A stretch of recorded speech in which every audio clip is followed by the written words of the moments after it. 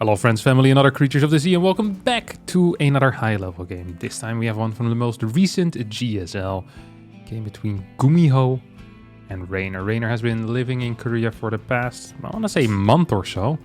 Month and a half perhaps even, in preparation. Qualified fairly easily for the tournament, but of course the tournament itself is a little bit harder than the qualifiers often are. Opening up with a hatch first. I do believe you managed to get to rank 2 in Grandmaster, Hero being rank 1. There was quite a big gap between the two. I was kind of shocked by that. I think Reynor was at 6600 MMR, which is a very respectable number, especially on the Korean ladder. I think Hero was at 68 or 6850, like a pretty big gap, a Serral-esque gap. Hero seems to have been profiting a lot from the recent kind of evolutions in the Protoss versus Zerg matchup in particular. I think he always was extremely good in PvT and PvP already, but sometimes was lacking a bit in Protoss versus Zerg, and I feel like he got quite a bit more confident in that matchup and a little bit more consistent as well. Some aggressive playstyles really working out for him. So right now, Reynor is moving this Overlord back. He's gonna see that the Reaper gets sent out, so no CC first shenanigans. We'll just get the standard 28 hatchery. Ooh, 27 hatchery. Oh, I'm not familiar with that. I'm gonna ask him about this. I'm curious. Okay. Usually you build the Overlord and a drone before you get the hatchery, and then you get supply blocked at 28. You build the hatchery, then you have enough supply capacity left over to build another drone. I know this is nerdy stuff, but it's a computer game, so get over it. Ooh. I wonder if that's a mistake or if he just did it for banter. If this is his new thing. Sometimes Reynor just does new things because it feels good. I guess you get a slightly faster hatchery, which is nice. Creep tumor here is going to continue spreading. One of the things that I think Reynor, I'm not sure if he's known for it, but one of the things that I think he should be known for is his insane creep spread. Reynor also, I think, is the player that was the first one to seriously split his queens in PvT, kind of in two groups ahead of it, ahead of the creep, or onto the creep. Before, we often had all queens trying to mirror the Hellion movement, so if the Hellions went here, the queens would be here. But nowadays for Zergs, it's really common to just have a 3-3 or a 4-4 queen split in which they deal with the Hellions kind of in their own lane. That makes it easier, but also harder because you don't have as big of a queen force in one area. So you need to be very careful in what fights you can and can't take. But at the same time, it makes the just not getting damaged makes it a little bit easier. Like a creep tumor snipe and stuff like that. It's going to be a bit harder for Terran. See Gumiho just kind of rotating around looking for something. He's going to throw a grenade. No, he's not. It's going to be Viking, triple CC. Very standard type of build order opener here. Into an armory. Could be seeing something like a Liberator follow-up. Or, well, with double gas, unlikely. Maybe just a second factory. Okay, it's going to be Banshee, actually. Small cut here on the Hellion production as well in order to afford these two refineries, which have gone down very, very quickly. You have the interference matrix coming in right now. So this is a fake Banshee then. Because you wouldn't fake Cloak if you want to get a lot of Banshees. So it's going to be Viking, single Banshee type of stuff here. Second factory goes down. Third factory I'm expecting as well over here. Yep, there we go. Another thing you can do is add in a Raven, which I think would be really cool, but there's no Terran in the world that thinks that is cool. So I doubt we're going to see that.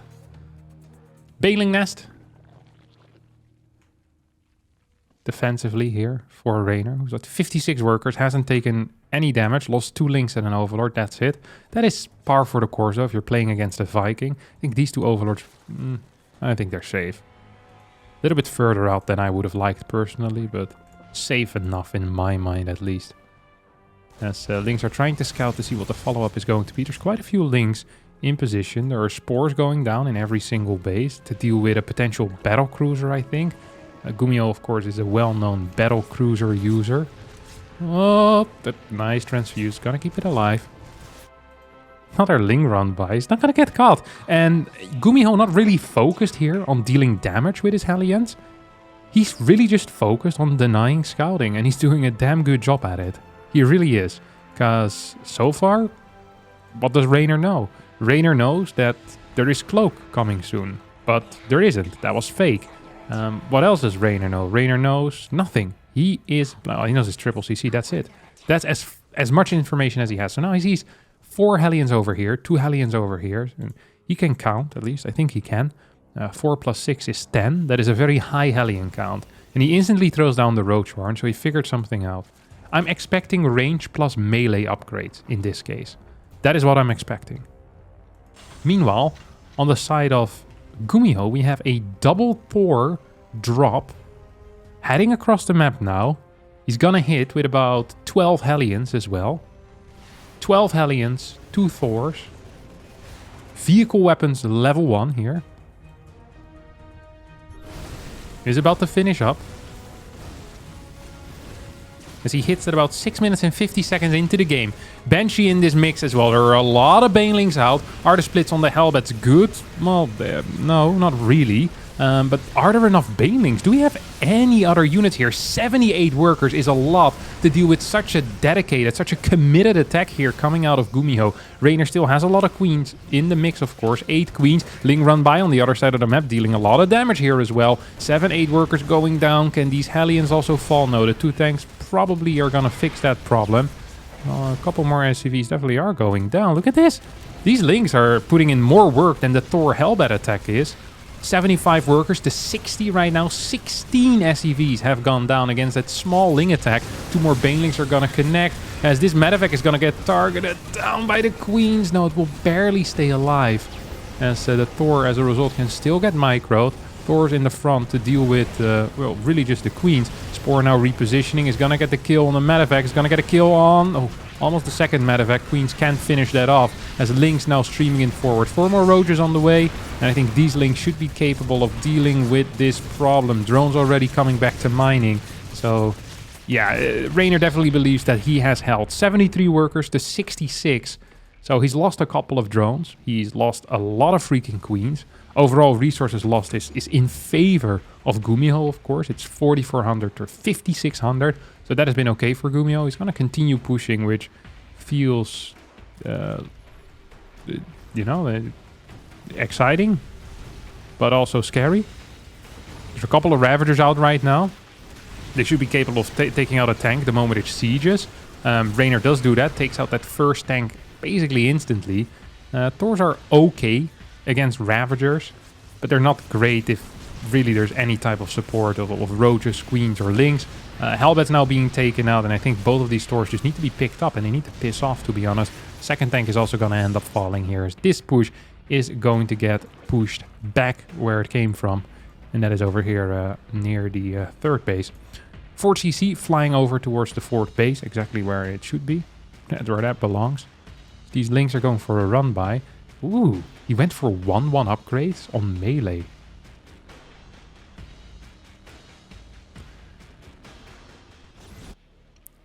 Very often against mech, we see a strong preference for getting all the attack upgrades rather than Carapace. Because Carapace, it helps a little, but not as much as attack does, it often feels like.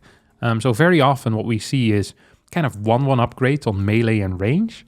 Or like some type of 1-1 maybe with a Carapace and then going into full attack upgrades. Sometimes we see a 3rd Evo being added in. But having this amount of Roaches and not getting any upgrades for them is kind of sick. And not in the good way. It's more like ill. And also not in the good way. Like more that there's something wrong, really. Especially if then your plan is to play Viper. Like, I guess it's going to be Ravager, Ling, Bane, Viper here as the initial response, which is not a bad response. But the problem that I have with all of this is that Hellions with Blue Flame are just going to be taking out the Lings. So you're going to need heavy Baneling counts in order to make this work. Heavy Baneling counts. And that is where I'm kind of afraid here for Reynor. It's not like his eco has been that crazy. Gumiho's eco has been pretty freaking crazy. Let's face facts. He has 87 workers. As good an eco as his opponent. Gonna siege up some tanks here in nice positions as well. This feels like the type of position that they would put on the box of StarCraft 2 when it first came out in Wings of Liberty. Use siege tanks with their long range to entrench important positions on the map. And then you have like a screenshot. It's like a turret here, a bunker, maybe a planetary behind it too. Like a Thor standing there. Back then they still had the Megatron as well, which was a unit that consisted of buildings. It was basically like a Mega Thor, like a Terran mothership. You'd add like 7 buildings together and you'd get like the Megatron. I can't remember if that's an April Fool's joke or if that unit actually was intended to be in the game. It felt like an April Fool's joke. So mentally I've always kind of labeled it as an April Fool's joke, but I could be wrong. You have Fusion Core plus double starports coming in as well. You have 12 tanks, 13 Hellbats, 9 Hellions. Ooh, and some nice Blinding Clouds, some decent abducts here as well. As the Ultras are going to be the follow-up. It feels like in these fights, the most important thing is really the damage of the Roach Ravager. You see these links they're not really connecting, which once again is why I'm surprised that we haven't seen any range upgrades yet. And that heavy focus on a carapace that doesn't feel quite as useful. Spire coming down as well. It's gonna be great. If you want to transition into Greater Spire for Brute Lords, especially with such a low Thor count that is currently out. It's of course something you can always do. Lingbane Ravagers now planning on hitting the left side. I can't tell you very much, but I can tell you that that's not gonna succeed. Ravagers will snipe this Liberator. Nice try, Gumiho. Quick response, honestly, out of him, but not quick enough. I don't think you can be quick enough with unsieging, so it's perhaps wasted effort. Hellbats moving towards this left side. Baneling count not high enough to deal with all of those Hellbats. Could have probably taken out a couple, though. I think this is a Hellbat drop here as well. Oh, yeah, there's still a Hellbat in there, though that most definitely was a Hellbat drop. Ultras are now out. We have a Battlecruiser transition coming out of our Red Terran player. Well. If it ain't Mr. Battlecruiser. Battlecruiser operational. Thor. 2 more command centers. +3 on the vehicle weapons. Just continuing with those straight melee upgrades, huh? It's gonna be great if you ever get brutes out, but with the actual comp is right now. 8 Ravagers, 3 Roaches. Not that many range units. Maybe I'm okay with all of this, if this is the plan for versus mech. Just different from what we usually see. And I'm a man, I'm a conservative man, you know. I like things to stay the same. Someone starts getting different types of upgrades, you know. Triggers me, what can I say? Lightning Clouds? No, it's gonna be abducts instead. Means that the tank is still gonna deal some damage. The first BC should be out. Ooh, they're over here on the far left. Gonna find nothing here. 2 spores already as well. You have some Vibers out. Queen count is at 6, which isn't enough. 6 Corruptors being built blindly? Blindly. I guess to deal with potential Liberators, which is kind of funny because these Corruptors are probably gonna save his bum. They're absolutely gonna save him. Imagine going in with 6 BCs and all that there is 2 spores, 6 queens and a couple of Vipers. You could be in serious trouble. You actually could be in serious trouble. Tanks now being taken out by this Ultra Ravager Ling Bane army. Well, not too many Banelings in here. And just a couple to deal with the Hellbat. Battlecruisers have hit the field. I also think we have Neural Parasite already, which is potentially just a great tool to deal with this type of composition. Neural is so powerful against supportless BCs. And without support, all that thought, we have a little bit. We have a bit of an attack here in the middle. We have a double Hellbat drop that's not actually attacking workers, which is a mistake. At the same time, 10 SCVs are going down. I have no clue where that is happening.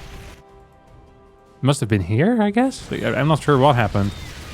No, it can't have been there. 11 SCVs have fallen, somehow, some way. Battlecruisers being teleported back home. Resources lost relatively close. The Hellbats have been chasing some Ultras, which is not quite what you want to be doing. Left side base also taken out. Vehicle planing level 2, ship weapon level 1. Second Spire on the way, which is actually pretty freaking important right now. If you're going to be fighting against like 2-2 BCs, and you don't have any carapace upgrades, then that's going to suck. And if your attack upgrades aren't great, that's also going to suck. Like Battlecruisers, they care so much about armor upgrades of the opponent. It's insane. It is actually insane. So carapace is a real important one there. We have more Thors in production right now. So we're going to go up to, what, 4 Thors, 9 BCs. This is a really odd way of playing. What I was going to say about the Infestor is that the Infestor is a very supply-efficient tool to deal with Battlecruisers. So Battlecruisers cost 6 supply and Infestors cost 2. So you can have 3 Infestors per Battlecruiser and then just knurl them in the fight, basically. And that would be good. Like, you don't actually want to have 3 Infestors per Battlecruiser, but having like 2, that is a supply-efficient way of dealing with Battlecruisers. Especially if ghosts aren't available to preemptively EMP Infestors, that's great. That actually is potentially great. Don't forget, Fungal also stops Battlecruisers from blinking away or teleporting away. The great thing about having high numbers of Battlecruisers, by the way, for the people unaware, is the fact that they can, before the fight happens, can Yamato units. So whenever they are somewhere, it doesn't really matter where these BCs are, they can go in, they can Yamato like 7-8 units, it could be all Corruptors, and then they can piss off with a teleport. That is a big deal. Because that really adds up over time, and it becomes expensive quickly for the Zerg. So usually the way that Terrans want to do it is they kind of want to use them as a harassment unit, and then when they get countered by Corruptor showing up, you just Yamato, 5, 6, 7 Corruptors, and boom, you piss off again. Which is a really cool way of playing. Broodlords now coming out. So Broodlords to deal with the ground force, Infestor, Corruptor to deal with the air force, I guess. 6 Queens are still out as well. We have a couple of Ultras in the mix too.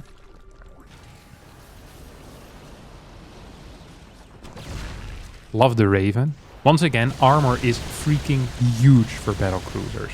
So having an anti-armor missile available is also freaking huge. Anti-armor missile is just such a sick tool with a unit that shoots as fast as the Battlecruiser. It's the reverse Guardian Shield.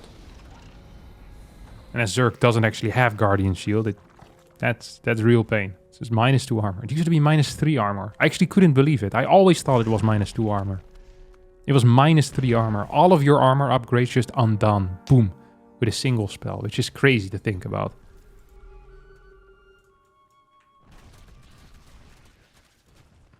Like, in the late game, this spell has to always be worth it.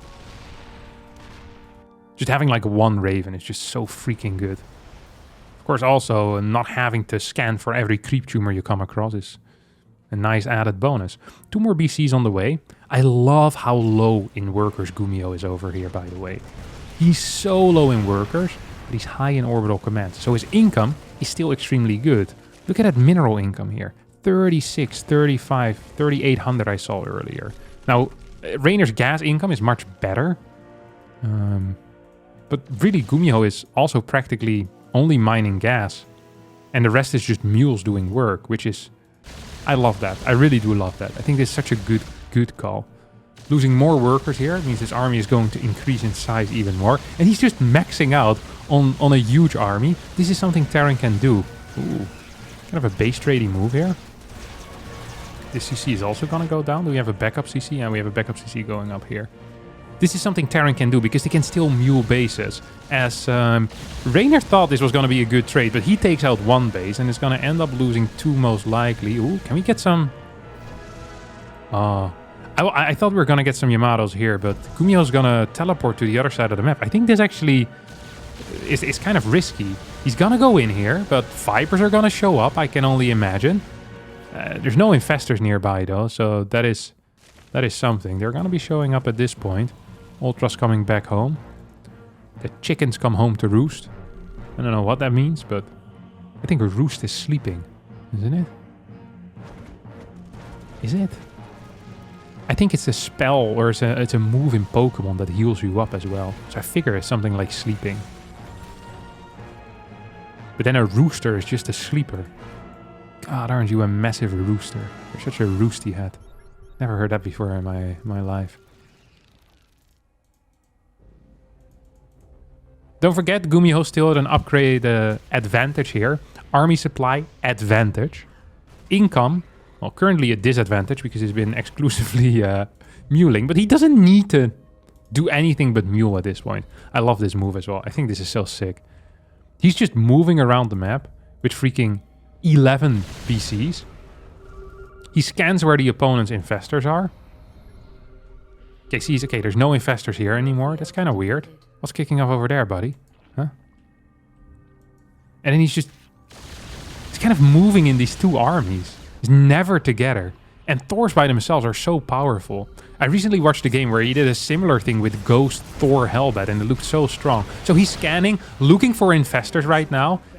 Sees that the infestors are here, and that should trigger these BCs to do something. Either they can go in here, or they can teleport back home. They have to do one of the two. Here comes an anti-armor missile. That is huge. He blinks right on top of it.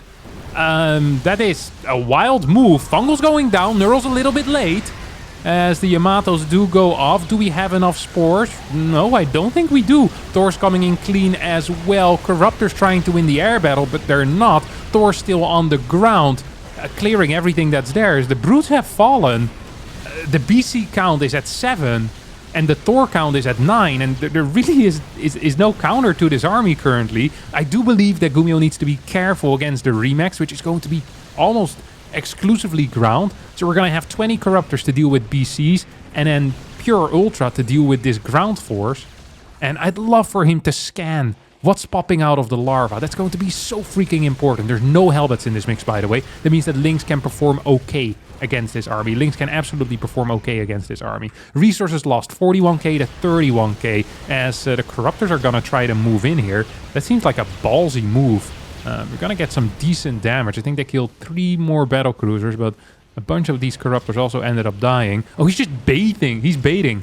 He's baiting these Ultras into staying here out in the open. Now, or sorry, the Thors from staying out in the open so that the Ultras can connect. Ultras are going to connect, but there's still some tanks in the back as well. Cyclones now showing up. I'm not sure how good Cyclones are against Ultras. I've never really seen this interaction very much, but it seems they're slightly faster. Oh yeah, this is hilarious. Hellbats showing up too, as Ultras are going to get taken out. This was a close fight, not in resources lost, but in overall supply. It does seem that Reynor is the loser in this battle. Is now we're going to have some semi-long distance mining here on this planetary fortress with the mules. GG gets called. Gumiho with honestly a never before seen composition. Thor Battlecruiser. Like heavy Battlecruiser count. Just destroying that fight. And the moment he got that anti-armor missile out of the one Raven he had, he knew that he could win because the BC damage is just too high. And that's pretty freaking crazy, I'm not gonna lie. That is pretty crazy the way he took that fight. Because it felt like he was attacking into a sieged up position with spores, with the entire Reynor army being there. But it just wasn't enough for our Zerg player. That's going to be it for me today. I hope you all did enjoy this game. If you did, don't forget to hit the like button. Subscribe to the channel. I'll see all of you next time for a new video. Thanks, and bye-bye.